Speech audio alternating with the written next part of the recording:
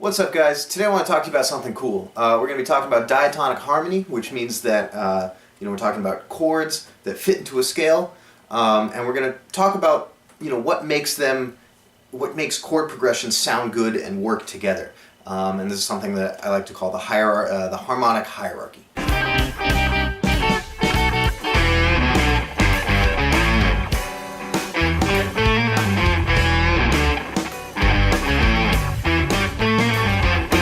So what makes chord progressions sound good? What makes some chords sound resolved and other chords sound unresolved, like they need to go somewhere? Well, at the very core of it, we're talking about tension and release. Traveling from a very tense chord to releasing it and feeling relief and resolution. But the actual processes in music for that are a little bit deeper. So let's take a look. So first, let's take a little reminder of what diatonic chords are and what that means.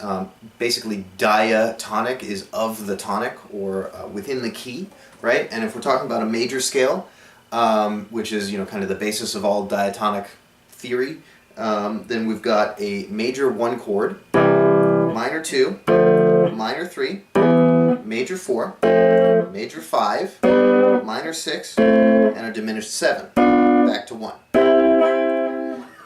And each of these chords is built off of the related scale degree, and each of these chords actually has their own unique name, which is going to come in handy. The 1 chord is called the tonic. The 2 chord is called the supertonic, right? Supertonic. The 3 chord is called the mediant, because it's halfway between the tonic and the dominant. The 4 chord is the subdominant, because it's right underneath the dominant chord, which is the 5 chord. The 6 chord is called the supermediant, or sorry, the submediant rather, because it's traveling backwards from the dominant to the tonic. And the 7th chord is called the leading tone chord. And then back to 1. In a minor key, all the same names apply, except for the flat 7 chord is called a subtonic that leads back to the tonic.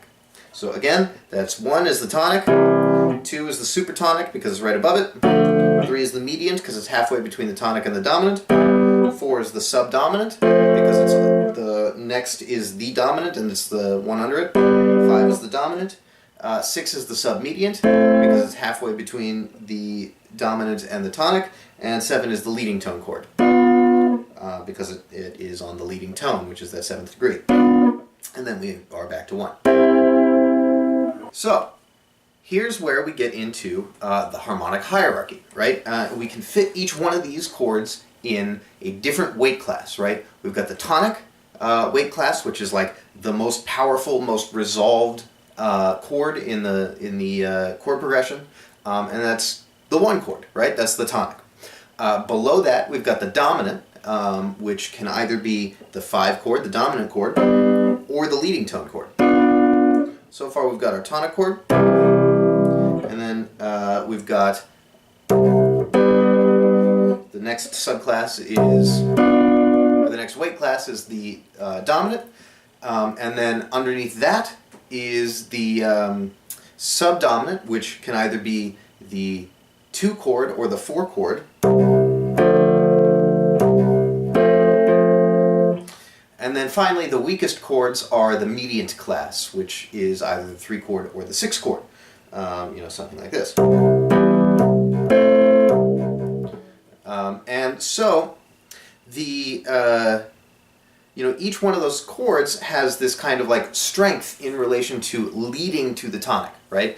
And as we travel upwards from the weight classes, with the tonic being at the top and the mediant class being at the bottom, then we get things that become progressively stronger, leading our ear back to 1. A great example of this is the classic chord progression 6-2-5-1, and that's literally a mediant leading to a subdominant, leading to a dominant chord, leading to the tonic. Right, we've got 6, 2, 5, and then 1. And if I want to turn it around, then I can throw in another mediant chord to lead back to the first mediant chord, probably the 3.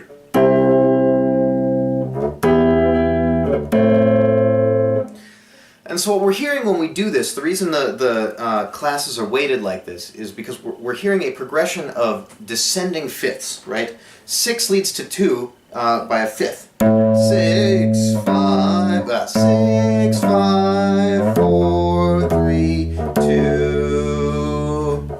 2 leads to 5 in a fifth. 2, 1, 7, 6, 5. And then 5 leads back to 1 in a fifth. And the ear finds this incredibly pleasing. The ear finds descending fifths or ascending fourth motions, which is basically the same thing, incredibly pleasing and resolving. And so that's why if we want to go back to 6, in the turnaround, we can put a 3 chord, because 3 is a fifth above 6. 3, 2, 1, 7, 6. And that's why this whole chord progression from mediant to subtonic to, from mediant to subdominant to dominant to tonic sounds great. Or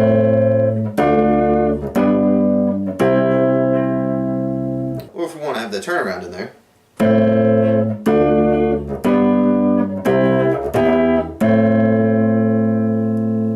So this is really the key to diatonic theory, right? It's this constant setup, the predominant to the dominant to the tonic setup, right? A chord that leads us to our dominant chord, which leads us to our tonic chord. And you know, we get much more complex with it. People have found a million different ways to do this and to sneak around these rules and like make this new and surprising. But at its very core, chord progressions sound good.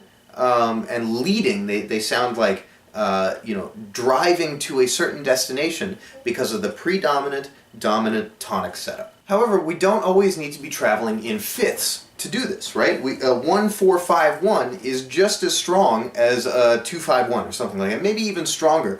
And that's just going off of the weight classes. That's subdominant to dominant to tonic, or predominant to dominant to tonic, right? 1-4-5-1. Tonic, subdominant, dominant, 1, tonic again. Seems like a good place to stop for now.